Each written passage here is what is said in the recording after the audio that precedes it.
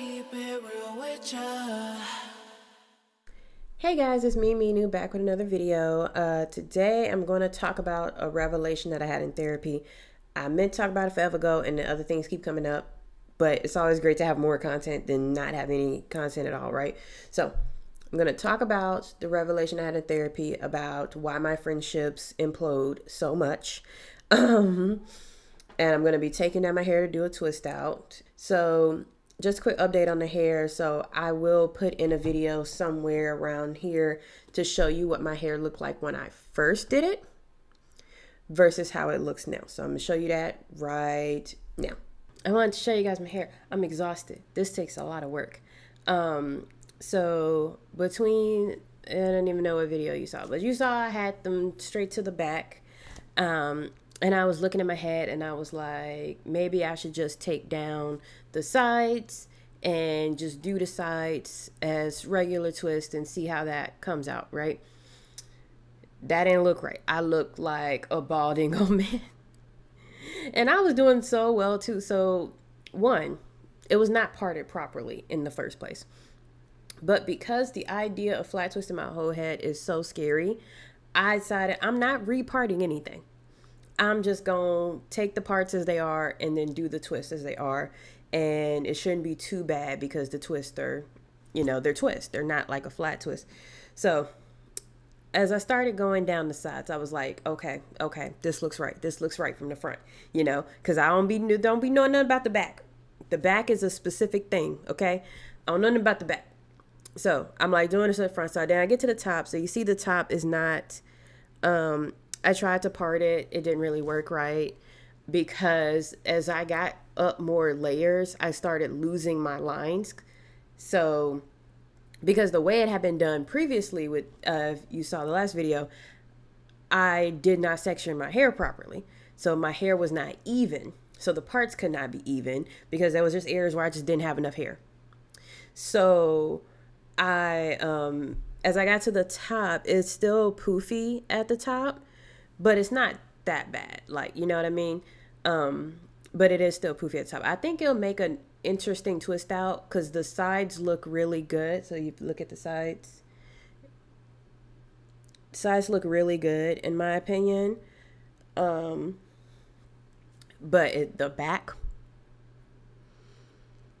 the back looked like I was just doing stuff. And unfortunately, I was just doing stuff because the biggest issue I had with the last hairstyle, because it was not parted correctly, is that when I got to the back, I didn't have enough hair to finish my flat twist. I had a lot of hair in the front and not a lot of hair in the back because I had done no super chunky twist going to the sides and the back. So because of that, when I went to do my twist in that area, I just ran out of hair. So I couldn't part it properly because if I kept the parts even, there would just be a section where there would be no hair. And I didn't want to do that. So I just grabbed wherever I could, wherever it was, and I just pulled that into a twist. So looks great from the front.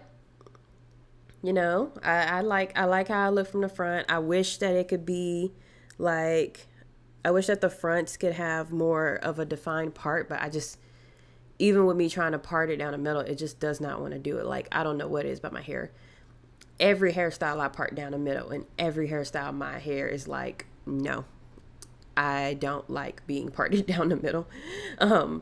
So yeah, so that's kind of how I did it. I don't think, and it's not done like, like if it was a professional, I probably could just like swoop over or something. This is not a swoop over. It has to look exactly like this.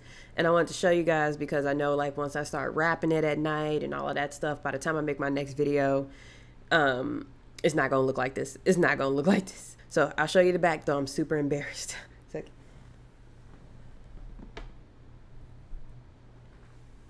Yeah, so that's how the back looks. But yeah, this is my first time doing twist my whole head, twisting my whole head, not doing flat twist or nothing, going in layer after layer. So I'm very, very happy with what I've been able to do because I do love flat twists and I do love the twist style.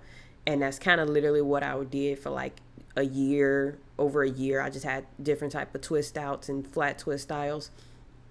because I think it's a good protective hairstyle, and it also looks good. And I don't have to get locks or anything to have my hair look like this, and I can just have it like this, and when I'm ready to do an afro, I can have my afro out. Okay, so you saw it looked really, really good when I first did it. I was very happy with the way it came out from the front.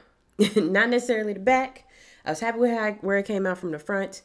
And this is my first time doing my whole head of twists.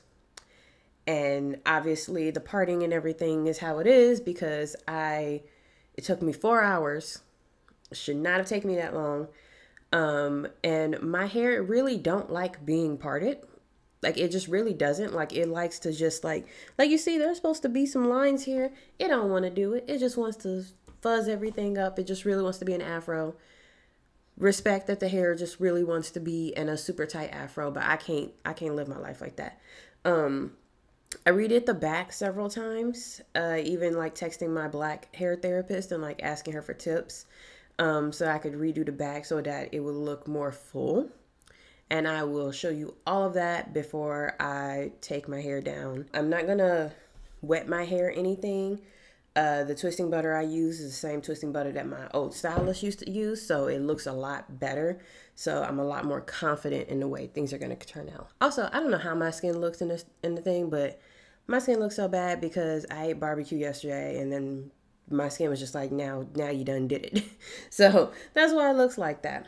But what I am gonna do is I'm going to moisturize my hair, moisturize my scalp before I take the twist out because it's just easier because it's already sectioned. And I'm doing a leave-in conditioner, and then I'm going to do this serum that my black hair therapist uses. So I'm just going to because my goal is to have a hairstyle. My goal is to have a hairstyle that will last a month. Like my style is my hair. It lasts a month. I've been getting that last week, but it lasts a month. And I've been doing my hair every 2 weeks, and that's not it. Good to go here. All right, I don't know if I even showed you the back after the last time I did it, but this is what the back looks like. And I have a lot of new growth as well. So this has been about 3 weeks since I did my hair last. So now I'm going to take it down. I'm going to wear it as an afro for a little bit. Okay. So for those of you who don't watch my Why I Can't Keep Friends videos, here's a quick summary. You know, I meet someone, they got problems. I ignore the problems because I really want a friend. I get into a relationship. It's unbalanced. It's not healthy. It's toxic. I push through with it anyway because I want friends. And the second I do something to upset them or upset the balance or try to, try to get a little something out of the relationship myself versus just giving everything, they blow up on me because they like the dynamic we had where I never spoke about why I was upset or I never shared anything and I just completely supported them. Apparently, one of my masks is that of a therapist, which makes sense. And I'm always trying to fix everybody, so I end up with the most broken people and I spend all my time fixing them and supporting them, and when they're done with me, they're done with me. That's not the revelation that I had in therapy, but that is like basically how the friendships go. Is I give everything, all of me, all the time to my friends because I think that they're amazing and they deserve all the great things. And then they end up weirdly resenting me for it. I've had some where they come to me needing kind of like this motherly figure to like take care of them in their time of need, but then when I start telling them that they're like making bad decisions and they're hurting themselves, they end up resenting me for it, and then they hate me, and it's like, what happened? And so I have all of these weird situations where stuff like this happens. And I was talking to my black therapist because she and I are working on hair, obviously, but we're also working on things like self-awareness, like who am I? What is my identity? What type of life do I want to live? How do I want people to see me? All of those things. Yes, Sadie. And like full disclosure, I have no real concept of how I want people to see me. I just don't want people to hurt me. Like that's just kind of the way that I think about it is like, If people don't try to hurt me and they just leave me alone, let me do my thing, it's fine. I don't really care what you think about me as long as you don't like, walk up to me and accost me out of nowhere to tell me like how terrible you think I am. So I never really had a concept of, oh, this is how I want people to see me. This is what I want people to think when they see me. I never really had that concept or idea. So when we're talking about things of like, how do you want to be remembered? What do you want your legacy to be? And all of that stuff. And I'm just like, don't really matter to me. Like once I'm gone, I'm gone. And it doesn't really matter to me about what people think about me after I'm gone, because I'm gone. So it doesn't really matter. Now what I want people to think about me. So then it's like, well, what do you want people to think about you before you're gone? What do you want them to think about you now? What do you want them to say about you? And honestly, you don't really gotta say anything about me. I don't stress myself about what other people are doing because I have no control over it. I stress myself about what I'm doing and how I make things different for myself.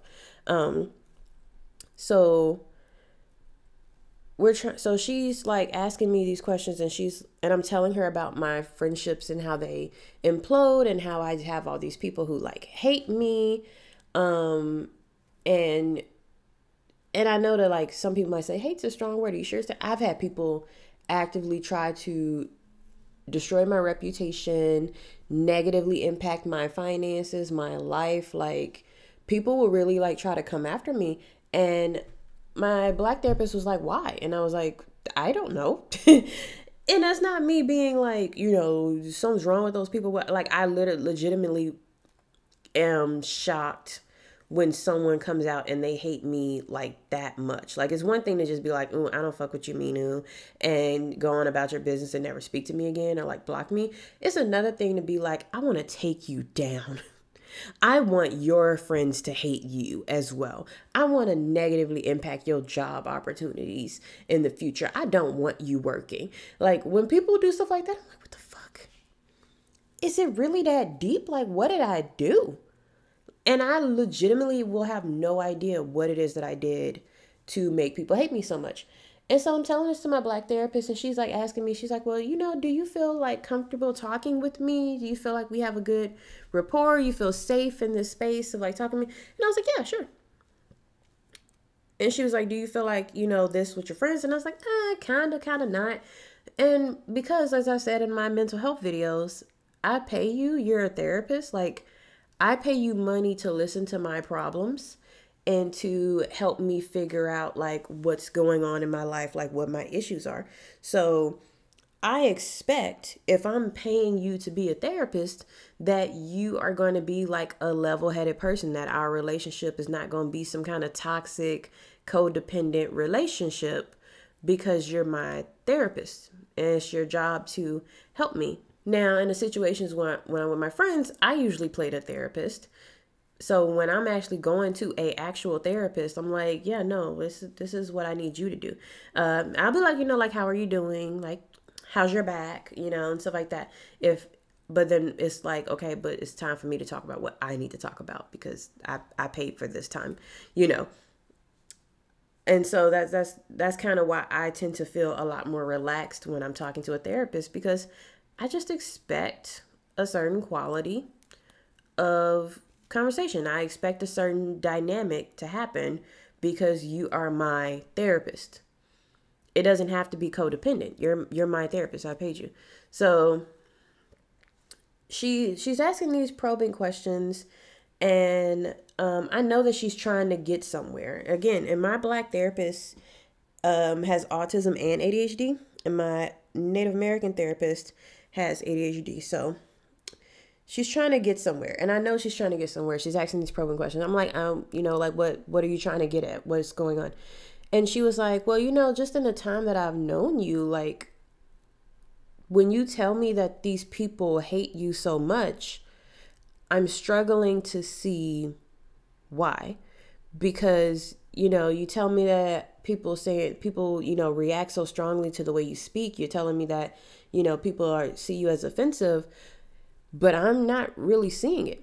And you say you're comfortable talking to me and you're not saying anything offensive. Like, you're not attacking me in any way. You're just talking about the things you deal with. And I can tell just from working through this self-awareness stuff that, you do care about people. Like, you are a kind person who wants to help the people around you, and you do care about your friends. And I'm not getting anything from what you're saying that points to, people hating you. Like, and I was like, I mean, I don't know either. Because I'm like, I literally, when someone turns around and is like, they hate me, I'm confused. Like, it's one thing to be like, yeah, we don't really vibe like I thought we would. And, that's fine. But yeah, the hatred be catching me off guard too. Like, I don't understand what it is that I did. And that's part of why I'm working on self-awareness with my therapist, because I want to know, like, how, what is my personality? How am I presenting myself to the world? How are people perceiving me? Because I have no idea. I have no concept of identity, personality. Like, you ask me who is Minu, I don't know. I'd have to go do some research. I had to go watch some of my own videos to figure that out. I don't really know. So when people are so aggressive towards me, like, I have no idea what it is about me that is so offensive to them that they just feel like they have to act that way.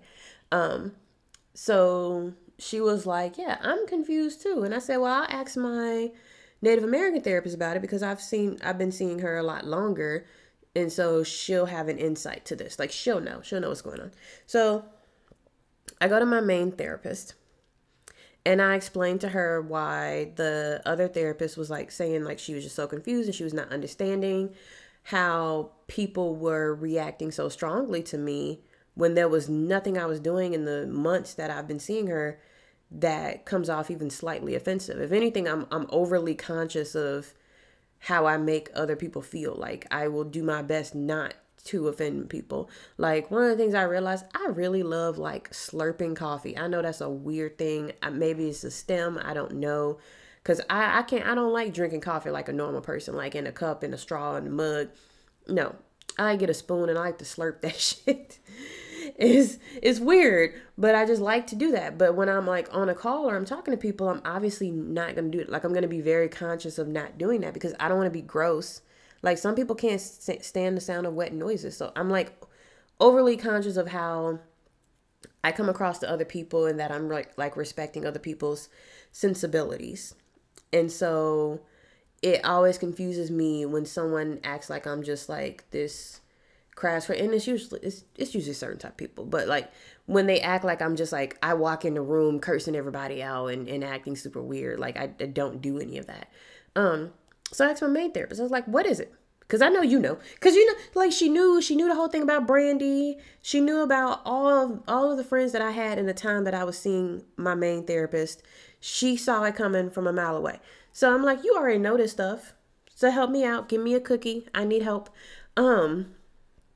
And she was like, because I was like, when I talk to people who are therapists, they have no problem with my personality whatsoever. But when I meet people in real life, it's like a battle. And so she was telling me that, one, it's an autistic thing, because of course it is. Everything comes back to autism, doesn't it? So, and I've talked about the autism stuff of where I don't really, I'm not as expressive as I think I am. Like, I don't move my eyebrows that much, and my voice is my voice. Sometimes I do try to talk a bit higher, because, I'm a Black woman. We be trying to up talk sometimes, but my voice is my voice. My temperament is my temperament. And I'm a very direct speaker. When I speak to people, I'm speaking directly. There's nothing else that I'm trying to say other than what I just said. And I've always struggled with that, even growing up. And so my therapist was like, well, you realize that as an autistic person who is very direct, who is very like intentional, who does not know how to be passive aggressive and just says exactly what she means, you're going to piss a lot of people off. And I was like, how? That seems like the main thing. That seems like the one thing that wouldn't piss people off, you know? And she was like, well, most people in this world are used to dealing with passive aggressive, say it without saying it people. Everything has a double meaning always. And that's not just like in the corporate world, that's in real life. Like everyone you talk to, they are being sarcastic. They are, talking about you behind your back. They're saying one thing, they mean another thing. They're giving backhanded compliments, like all of that. And they'll ask like leading questions, like, why would you even do that?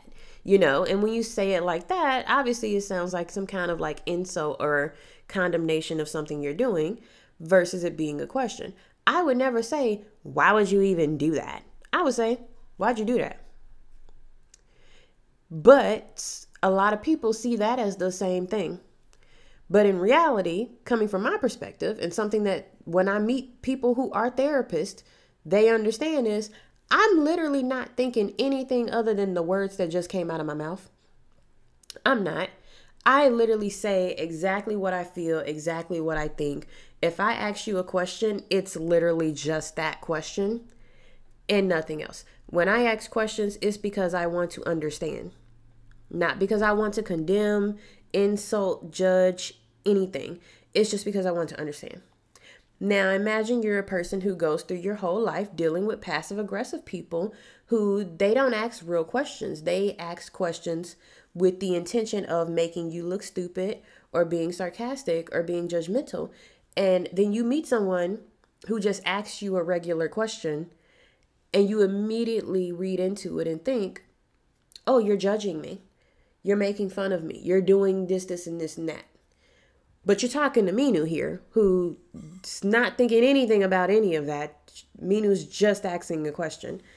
And the reason that, and this is a situation where you will see people be like off-put, like they might feel some type of way by the question, because if I ask if somebody's pregnant, it could be that they look pregnant, or it could be that I'm just asking if you're pregnant. And it's not like I'm saying like, oh, you're fat. It's just like, Are you pregnant? Oh, no. All right, whatever. And move on with my life. But most people think if you ask someone if they're pregnant, it's because you think they look fat. And I don't always think someone looks fat. In fact, I don't think pregnant people look fat. Like there's a way that pregnant people look. It's a different thing to me. But other people will use it as a way to call you fat. These are just examples I'm giving. So this is off-putting. But then I asked my therapist, I was like, okay, yeah, so I could see how I do have a lot of situations where people read into what I'm saying and people say, what do you mean by that? What are you trying to say? And I'd be like, exactly what I said. What are you asking me? And I've had this my whole life. Like even when I was a child, my biggest beef with my family was that they didn't like the way that I spoke. Because one, I spoke way too proper for a young black girl. But two, they thought that I was judging and insulting all the time when I would ask simple questions, and they would get pissed off. So I was like, but how does this explain the reason why people might try to like some of these people really go overboard with the way they hate me? Like, I get it. Okay. If I talk very directly and you don't like talking directly, then you just won't fuck with me. That's fine. Why are they hating me though? Like, why do I have people who actively try to like destroy me? Like they come after me, like I'm living in their head rent free, and they're just like, I gotta take down Minu. like people will say stuff like, I gotta put you in your place. I gotta knock you down a peg. And I'm like, knock me from where? I have low self-esteem. Like, where are you trying to like knock me down to? Hell? Like, I don't know. And I'm like, what is it? What's going on? What's happening? I genuinely am sitting there confused. And